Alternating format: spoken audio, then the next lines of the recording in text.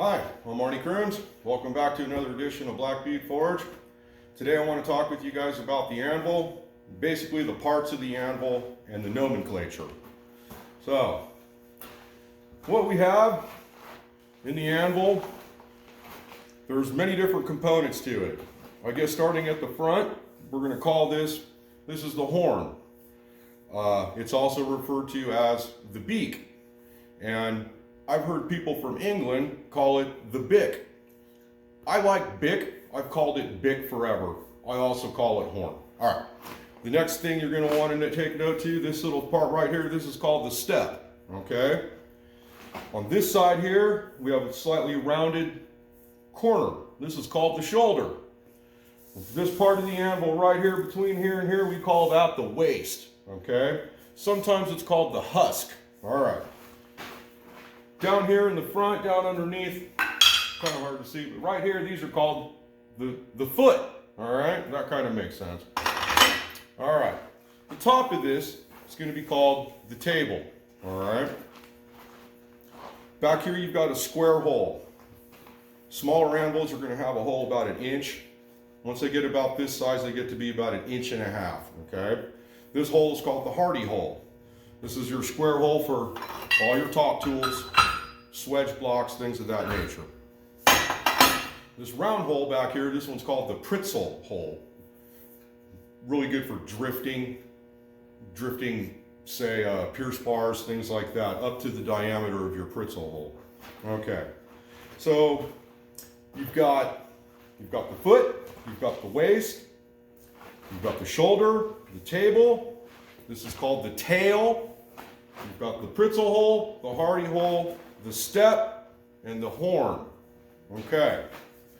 The next thing about this, when you forge, what you want to do is you want to get yourself into a very good working posture. You want to develop good early work habits very early on. Okay.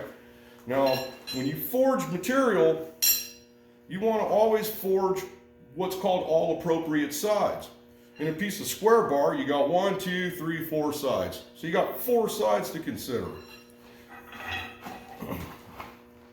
All appropriate sides means you want to forge one side, you're going to turn it 180 degrees, forge the other side. Either one way or the other, and then 180 degrees, and go again. Okay.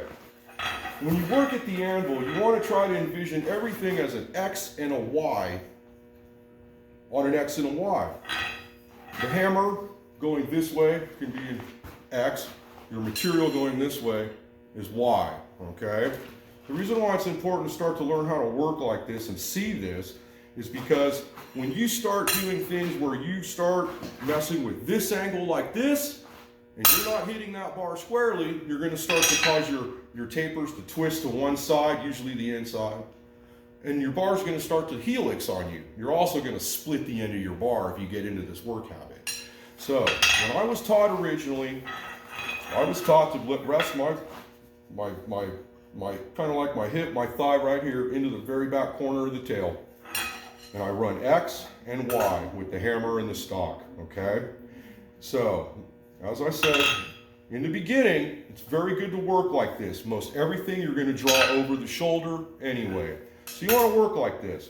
And what you're after doing is getting the hand-eye coordination to always see this 90 degree interval, this relationship right here. You don't want to be like this. And you're going to see blacksmiths in videos at all these angles getting cute and doing this and doing that, and they're just going to be all fancy and cute.